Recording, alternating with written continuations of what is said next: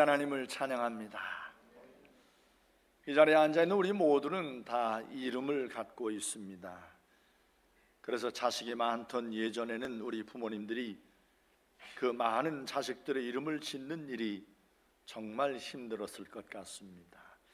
좋은 의미를 담고 있는 한 문자를 고민하시면서 그 자식의 삶이 그 이름처럼 되기를 바라는 마음으로 정성껏 이름을 지었을 겁니다. 저도 저의 두 아이의 이름을 지을 때 많은 고민과 생각을 하면서 이름을 지었습니다. 지금은 이미 벌써 세 아이의 엄마가 된 이보라 집사 첫 아이 보라는 고린도서 4장 7절 말씀에 의하여 이름을 이제 지었습니다. 고린도서 4장 7절 말씀 보면 우리가 이 보배를 질그릇에 가졌으니 이는 심히 큰 능력은 하나님께 있고 우리에게 있지 아니함을 알게 하려 함이라.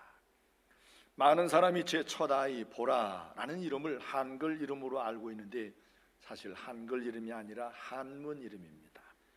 보배 보자에 질그릇 라자를 썼습니다. 이름에 담긴 의미는 성경 말씀 그대로입니다. 내 안에 보배 되신 예수 그리스도께서 계신다. 너는 질그릇처럼 한없이 약하고 보잘것없어 보이지만 내 안에 계신 예수님은 온 우주의 최고의 보배가 되시니 너의 삶은 보배로운 삶이란다 라는 의미를 이제 담은 이름입니다. 그리고 영어 이름은 드보라 선지자 사사의 이름을 빌어 데보라라고 이렇게 지어주었습니다. 둘째 아이 성주는 예레미야 1장 18절과 19절 말씀과 함께 지은 이름입니다. 아들이어서 돌림자로 지었으면 좋겠다라는 저희 아버지의 바람 때문에 이제 딸의 이름을 짓는 것보다 자유롭지 못해 더 많은 고심을 해야 했습니다. 돌림자는 기둥주자였습니다.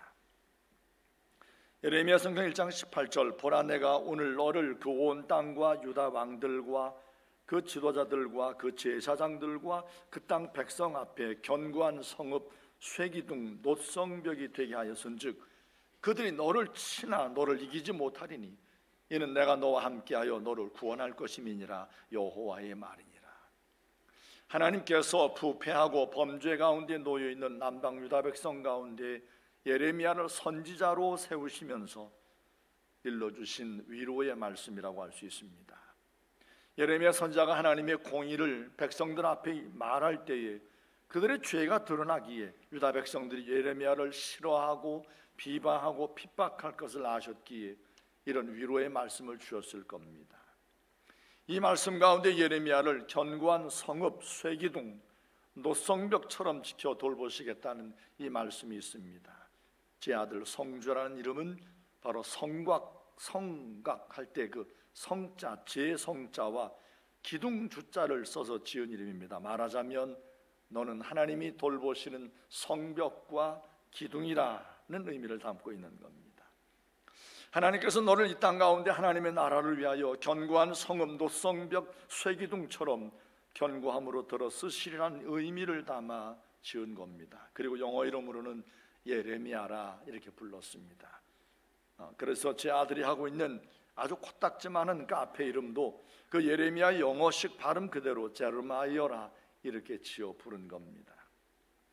드라마에 끼워넣는 간접 광고처럼 감히 하나님의 말씀을 전하는 설교 시간에 제 아들 녀석이 하고 있는 코딱지만한 카페 광고를 하고 있는 것은 결코 아닙니다. 이미 다녀가신 분들이 많이 있고 포털 사이트에서도 얼마든지 검색이 가능하고 이미 잘 알려져 있기 때문에 말씀을 드린 것뿐입니다. 하나님의 백성 곧 이스라엘과 유다 백성들도 모두 이름을 갖고 있는데 다 의미를 갖고 있는 이름들을 갖고 있었습니다. 하나님께서 갈대아에 살고 있던 아브람이라는 사람을 불러 약속의 땅으로 옮겨 놓으시고 그의 이름을 아브람에서 아브라함으로 이렇게 바꾸어 부르셨고 그의 아내 사레를 사라라 이렇게 새로 지어 이름을 불러주었습니다.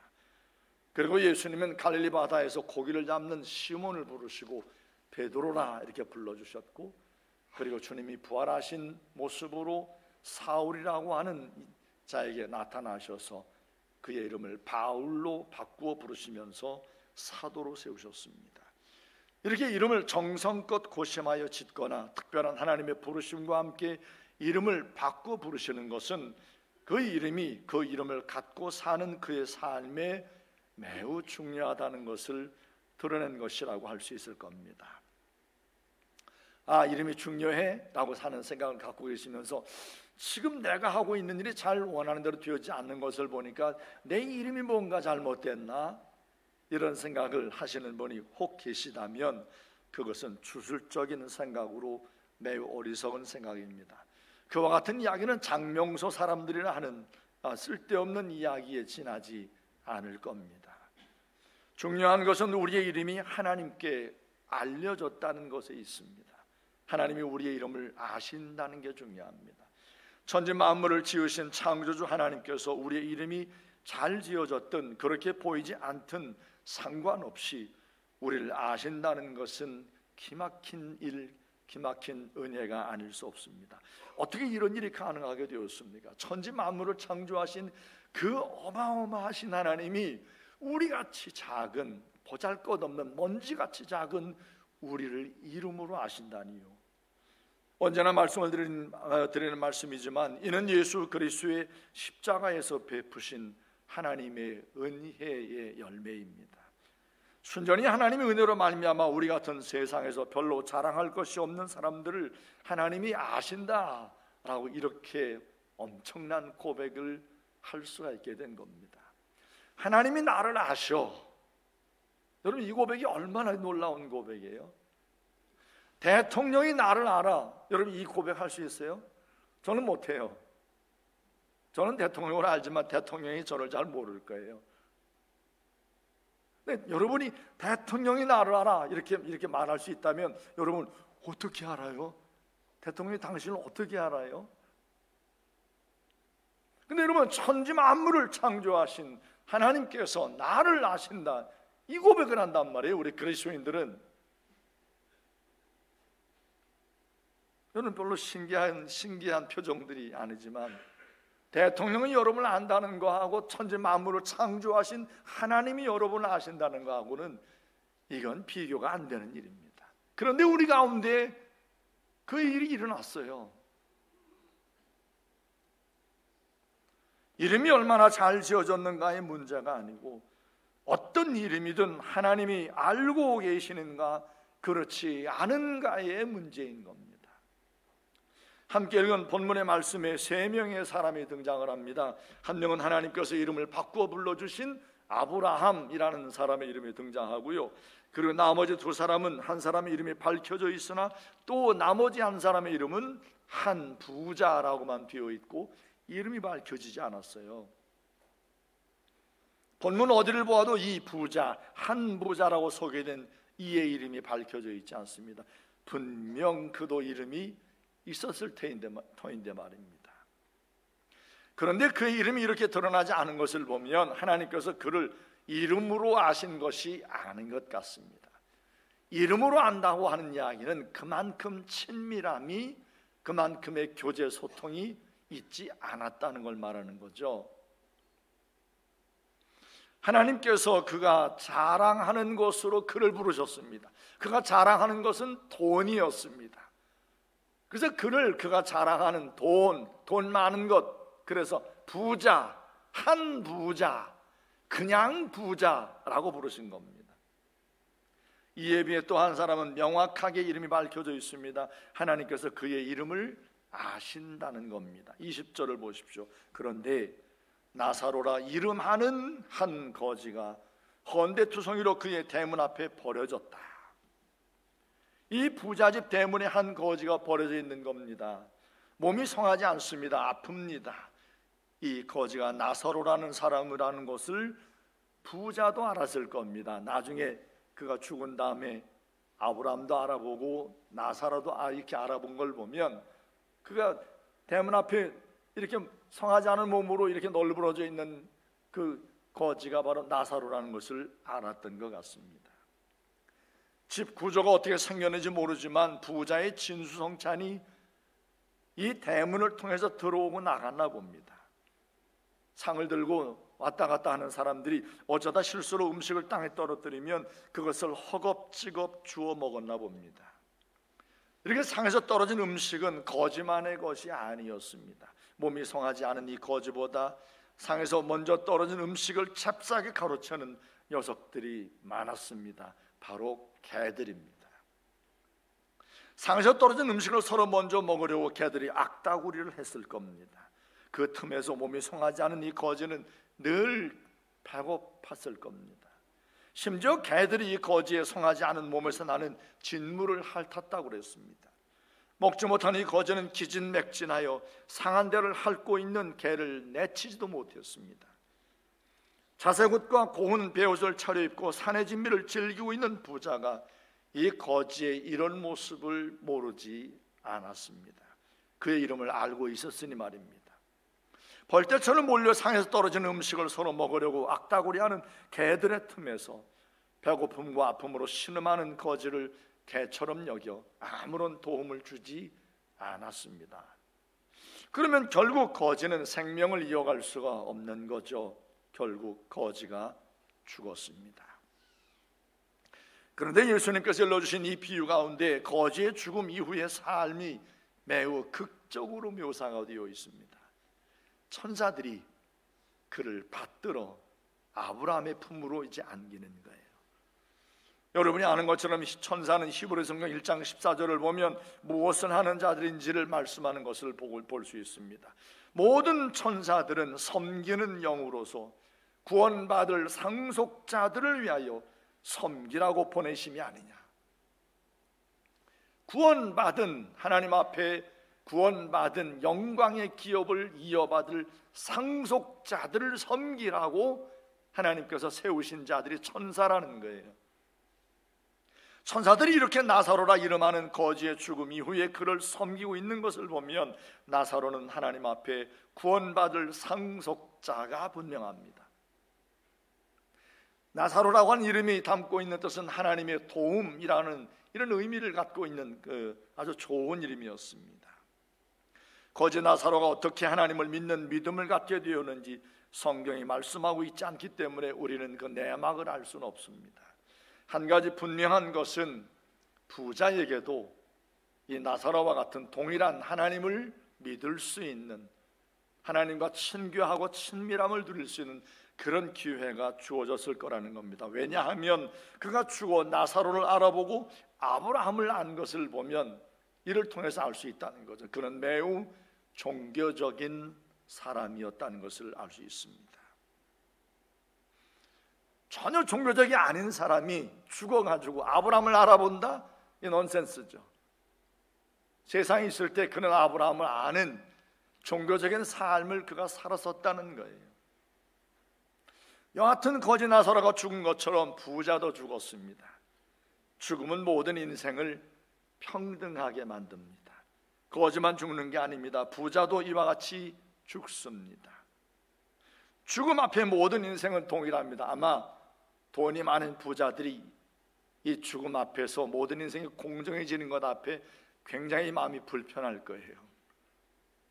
죽은 다음에도 가난한 자들과 부자들의 삶이 달랐으면 하고 바랄 겁니다. 그런데 똑같아요. 그런데 부자는 거지 나사로의 죽음 이후의 삶과 완전히 딴판이었습니다. 거지 나사로는 믿음의 영웅 아브라함의 품에 들어갔는데 부자는 음부에 떨어지고 만 겁니다. 음부가 얼마나 고통에 가득한 곳인지 이어진 그의 간절한 말에서 그대로 드러나고 있습니다. 우리는 예수님께서 일러주신 이 비유를 너무 과대 해석하는 것을 좀 조심해야 합니다. 말하자면 이 비유의 말씀을 갖고 천국과 지옥에 관한 전부를 이해하려 하는 것과 같은 이런 모습을 조심해야 한다는 겁니다. 지금 예수님은 천국과 지옥의 비밀을 일러주시기 위해서 이 비유를 말씀하고 있는 것이 아니기 때문입니다. 바로 무엇 때문인가 하면 그냥 부자 때문에, 그 한 부자 때문에 이 비유를 말씀하고 계신 겁니다. 이 비유에 드러나고 있는 사후 세계에 대한 정보들은 천국과 지옥의 실체의 어느 부분은 맞을 겁니다. 터무니없는 것들을 말씀하고 계시지는 않을 거예요. 이 말씀을 드리는 것은 이 비유의 말씀으로 천국과 지옥에 관한 그림을 그리기보다는 그냥 부자의 모습이 혹 우리의 모습은 아닌가? 우리에게 그런 모습은 있지는 않은가를 먼저 돌아보기를 원하기 때문인 겁니다. 왜냐하면 이 그냥 부자는 조금 전에도 말씀을 드린 것처럼 지극히 종교적인 사람이었다는 겁니다. 현대식으로 말씀을 드리면 교회에 잘 다니고 있는 교인 가운데 한 명이었다는 겁니다. 그가 아브라함을 알아본 것을 통해서 이가 드러납니다. 자, 이 비유를 이해하는 키워드가 담겨 있는 한 절이 있습니다. 바로 몇 절 앞에 14절입니다. 바리새인들은 돈을 좋아하는 자들이라 이 모든 것을 듣고 비유권을, 이 바리새인들은 여러분이 아는 것처럼 그 당시에 유대 사회에서 아주 종교적으로 존경을 받는 랍비들이요, 율법학자들이요, 하나님 말씀대로 살려고 애를 쓰는 자들이라 세상의 부정한 것으로부터 자신들을 이렇게 정결하게 지키려고 아주 애를 쓰는 아주 훌륭한 경건한 자들로 이렇게 알려져 있는 사람들이 바리새인들입니다. 그런데 그 바리새인들이 돈을 좋아하는 자들이라고 성경이 말하고 있어요. 아이러니합니다. 그래서 이 14절 말씀과 더불어 말씀을 드리면 오늘 본문이 말하는 그냥 부자, 한 부자는 사소 바로 누구를 말하는가 하면 바리새인을 말하는 거예요. 이 비유에 영향을 준 사실들은 사실 15장 초반부터 시작이 됩니다. 자, 15장 초반 1절과 2절 말씀을 읽겠습니다. 모든 세리와 죄인들이 말씀을 들으러 가까이 나오니 바리새인들과 서기관들이 수군거려 이르되 이 사람이 죄인을 영접하고 음식을 같이 먹는다 하더라. 예수님께서 세리와 죄인들을 부르시고 저들과 함께 음식을 먹고 계시는 장면이 등장합니다. 여러분이 아는 대로 유대인은 함부로 아무하거나 한 상에 앉아 음식을 먹지 않습니다. 적어도 그를 위해서 내 생명을 내어줄 만큼 친분이 있지 아니하면 함께 한 상에 먹지 않는 사람들이 유대인들입니다. 그런데 예수님께서 이와 같이 세리와 죄인들을 부르시고 한 상에 앉아서 저들과 함께 먹고 있다는 것은 최고의 친밀함을 지금 나누고 계신 사실을 보여주는 겁니다. 이 친밀함이 가득한 식사 가운데 중요한 게 담겨 있습니다. 음식도 중요하지만 정말 중요한 게 있습니다.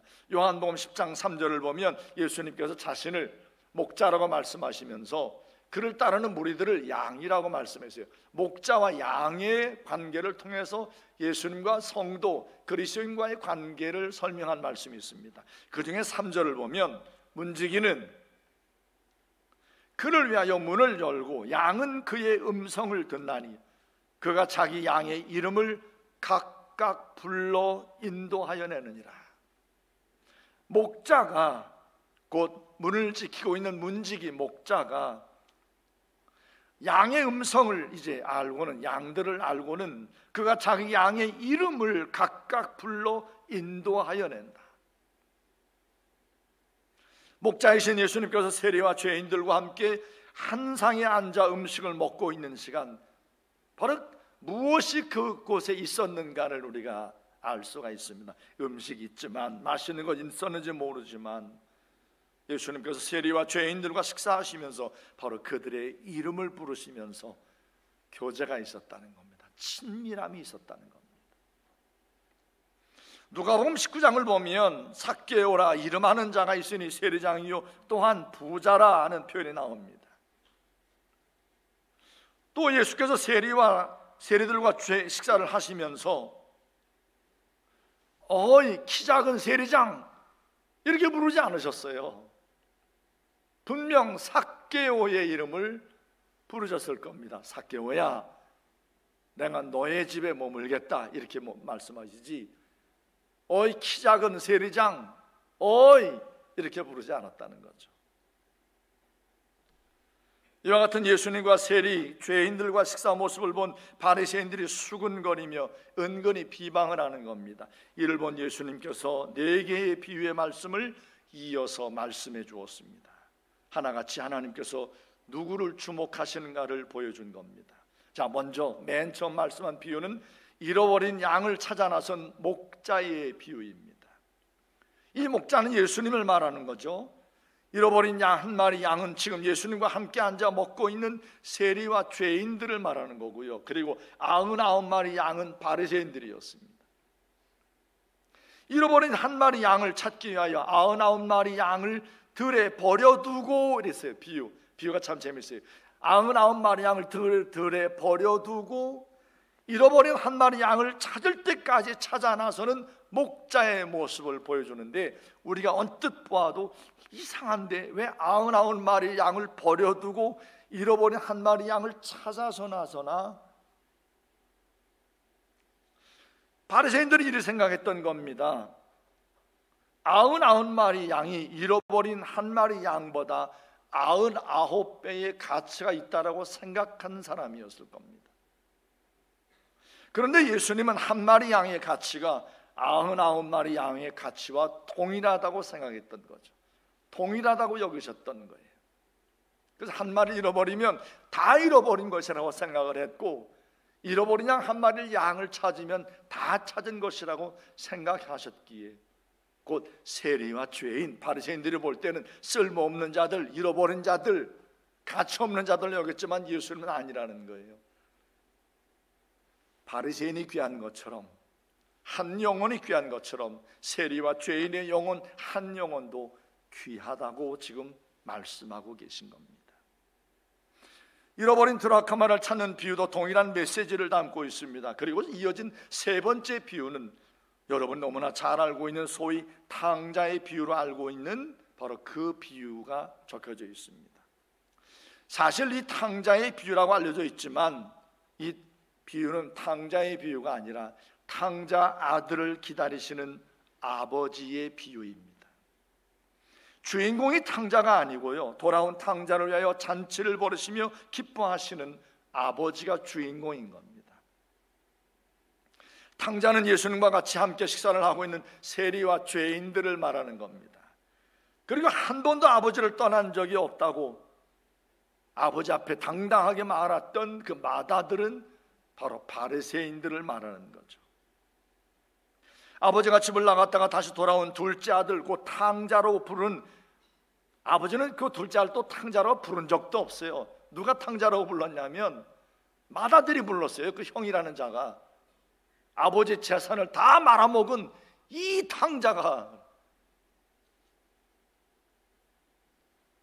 그런데 아버지가 집을 나갔다가 다시 돌아온 둘째 아들을 위해서 잔치를 벌인 겁니다. 이 사실을 들은 마다들이, 형이 마음이 상했어요. 아버지 유산을 자신이 모두 받을 건데 동생 때문에 자신의 재산이 지금 축이 나고 있다고 생각한 겁니다. 동생이 돌아왔으니 분명 아버지가 또다시 동생의 몫으로 자기에게 돌아올 유산 가운데 얼마를 동생한테 떼어줄 거라고 이렇게 생각을 해서 내 유산이 줄어들게 됐다라고 생각을 했던 거죠.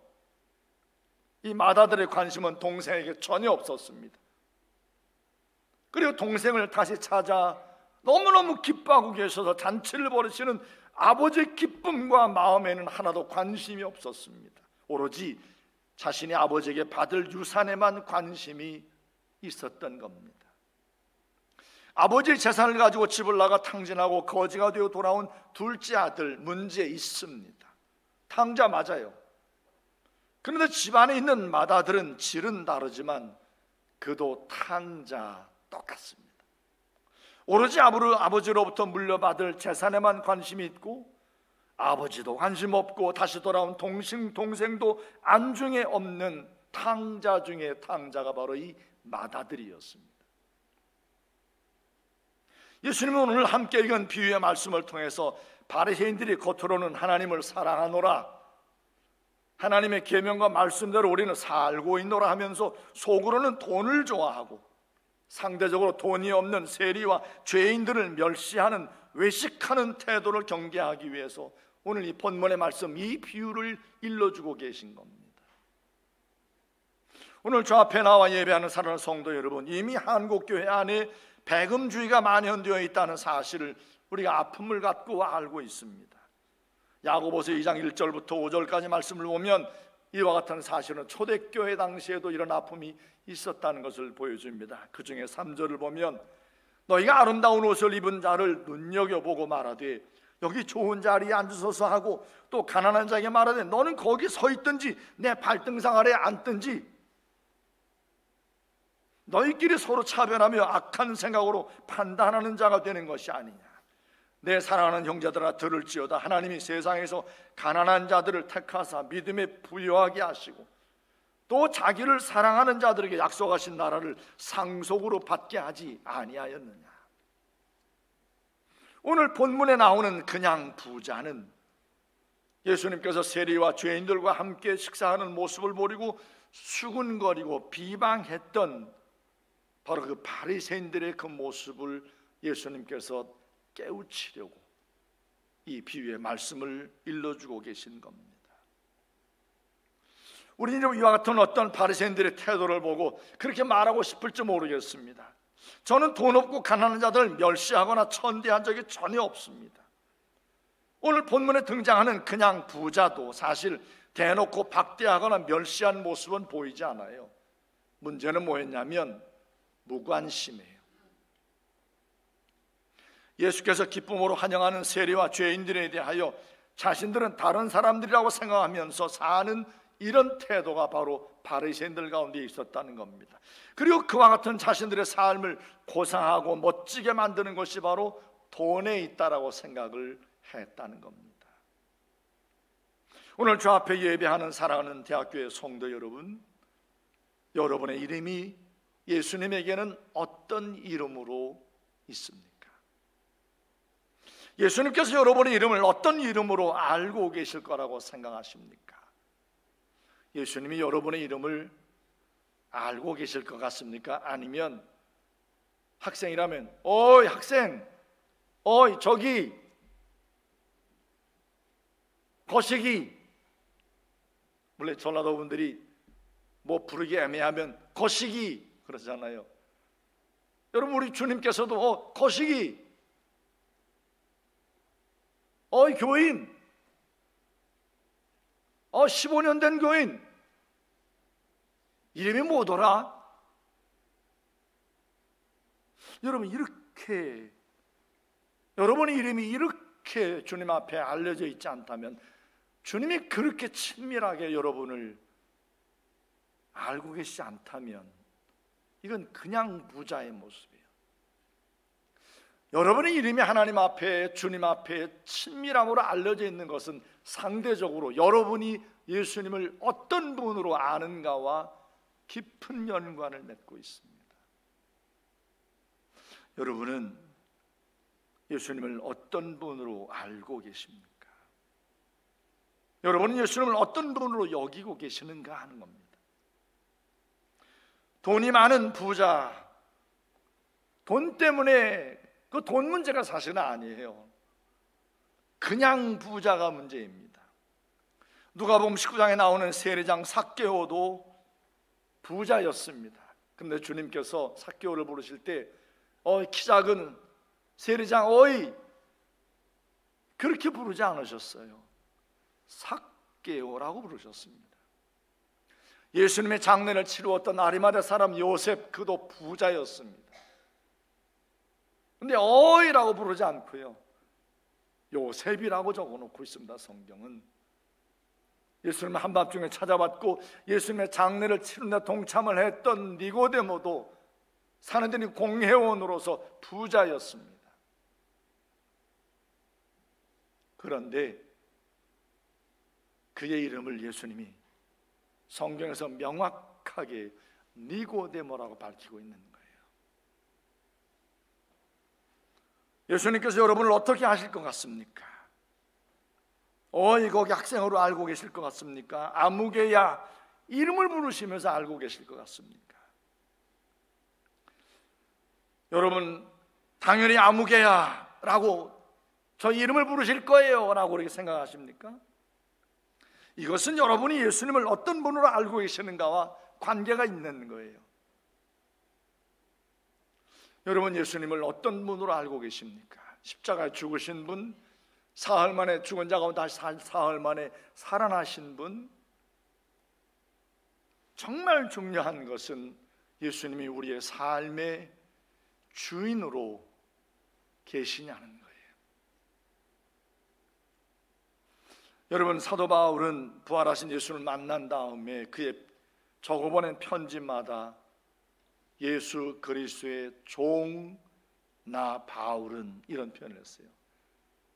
주인과 종, 주인과 청지기 서로 신뢰하고 모든 것을 맡기고 하는 그런 관계로서의 종이라는 표현을 했습니다.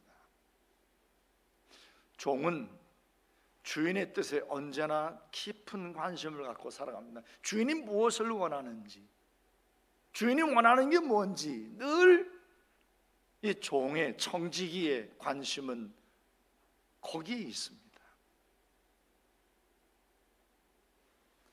오늘 주님 앞에 나와 예배하는 사랑하는 대학교의 성도 여러분, 여러분의 삶 가운데 예수님이 어떤 분으로 계십니까? 바리새인처럼 매주일 예배에 빠진 적이 없는 성실한 교인으로만 계십니까? 아니면 예수님께서 여러분의 이름을 불러주시는 친밀함이 있는 그리스도인으로, 주님의 제자로 살고 계십니까? 많은 교회 다니는 분들이 바리새인들의 길을 걸어가고 있습니다. 뭔가 열심은 내는데 주님과의 친밀함의 교제가 이게 부족한 거예요.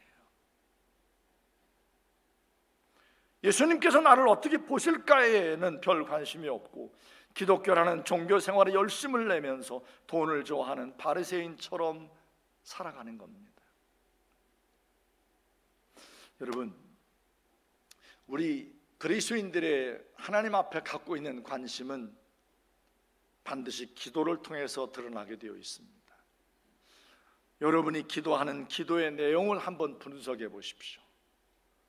무엇을 기도하고 있는지, 정말 예수님을 구하고 있는지, 아니면 주님께서 말씀하신 것처럼 보혜사 성령 하나님을 구하고 있는지, 아니면 무엇을 먹을까, 마실까, 입을까, 보이는 것, 자녀들의 출세, 남편의 출세, 아내의 성공, 우리의 건강만을 구하고 있지는 않는지.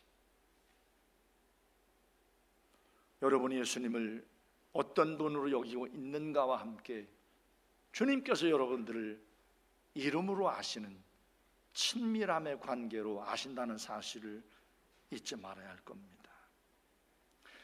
이 그냥 부자는 예수님께서 세리와 죄인들과 식사하는 모습을 보고 그냥 구경만 했고 수군거리고 비방을 했을 뿐입니다. 그런데 세리와 죄인들은 예수님이 환영해 주는 것을 반겨하면서 주님과 함께 한 상에 앉아서 먹고 마시고 주님이 이름을 불러주시고 기쁨을 누렸던 이런 모습을 볼 수가 있습니다. 돈을 사랑했던 그냥 부자처럼 여전히 자신의 생각을 고집하며 사는 그냥 그 친구 정도로 예수님 앞에 나와 예배를 드리고 있지는 않습니까? 예수님이 여러분을 어떤 분으로 알고 계십니까? 아니면 여러분은 예수님을 어떤 분으로 믿고 계십니까? 정말 여러분을 사랑하여 여러분의 이름을 부르시면서 십자가에서 여러분을 대신하여 형벌받고 죽으신 그 예수님을 여러분의 주로, 주인으로 믿고 계십니까? 이 그냥 부자는 현대식으로 표현하면 그냥 교인이에요. 그냥 교인은 하나님의 나라를 소유하지 못할 겁니다. 예수님께서 여러분의 이름을 부르셔야 돼요. 분명히 나사로라고 부르신 것처럼 말입니다. 아무리 생각해도 오늘 말씀을 들으면서 나는 그냥 교인인 것 같아, 그냥 부자인 것 같다라는 생각이 드신다면 오늘 여러분의 마음을 활짝 열고 예수 그리스도를 여러분의 삶의 주인으로, 내 삶의 주인으로 영접하고 모셔드리는 성령 안에서 거듭나는 귀한 은혜의 역사가 있기를 바랍니다. 그래서 언제나 주님과 함께 친밀함을 누리고 사는 그런 믿음의 사람들이 되시기를 바랍니다. 예수님이 여러분의 이름을 아실 정도로 친밀하다면, 친하다면 그의 삶은 전능하신 예수 그리스도 안에서 이미 이긴 거예요. 이미 성공한 거예요. 여러분, 세상 표현으로 어떤 사람이 청와대를 사칭해서 사람들에게 이렇게 사기를 치는 사건들이 종종 들리잖아요. 나 청와대 무슨 비서 누구의 뭐야, 사돈의 팔촌이야, 너 내가 뒤를 봐줄게 그러면 딱 그냥 막 갖다 바치는 거예요. 그 권세가 있고 권력이 있는 누군가를 엇비슷하게 안다는 것 때문에, 친분이 있다는 것 때문에, 그것 때문에 그를 신뢰하고 그냥 돈을 갖다 바치는 거잖아요. 그런데 여러분, 하나님께서 여러분의 이름을 아신다. 그 정도로 하나님 앞에 우리가 친밀함으로 하나님이 우리의 삶을 아신다는 것을 믿는다면 이 땅의 삶이 많이 힘들고 어렵고 답답하고 많은 장애물들이 우리 앞에 놓여 있는 것 같아도 우리의 삶에서 가장 결정적으로 중요한 것은 그냥 교인으로 머무시면 안 돼요. 하나님이 우리를 이름으로도 아실 수 있는 그런 깊은 영적인 친밀함이 우리의 삶 가운데 있어야 하는 겁니다. 그래서 여러분, 힘들 때 예수님의 이름을 부르면 가슴이 뭉클해져야 돼요. 거기에 하나님의 은혜가 있는 거예요. 주님의 이름을 부를 때, 예수 그리스도의 이름을 부를 때 여러분의 가슴이 뜨거워져야 되는 거예요. 예수님의 이름을 높이며 찬양할 때 여러분의 가슴이 뜨거워져야 되는 거예요. 예수님 말씀을 들을 때에 보혜사 성령님 역사하심을 따라 여러분의 가슴이 뜨거워져야 돼요. 거기에 그냥 교인이 아니라 여러분의 이름을 아시는 주님의 역사가 있기 때문입니다. 이런 은혜가 여러분 모두에게 있기를 주의 이름으로 축원합니다. 기도하십시다.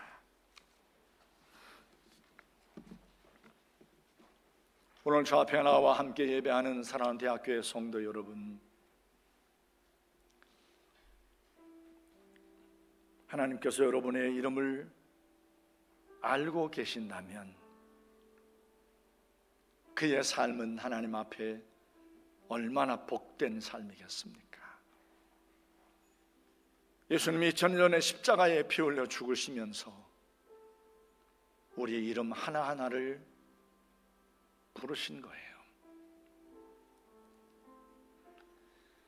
우리의 삶의 시간이 지나가고 있습니다. 우리의 삶의 기회가 하루하루 지나가고 있는 겁니다. 그냥 교인으로 있지 마십시다. 하나님의 아들로, 하나님의 딸로 아무개야 라고 부르실 수 있는 그런 친밀함을 잃어버리지 말고 사십시다. 그냥 부자 위험합니다.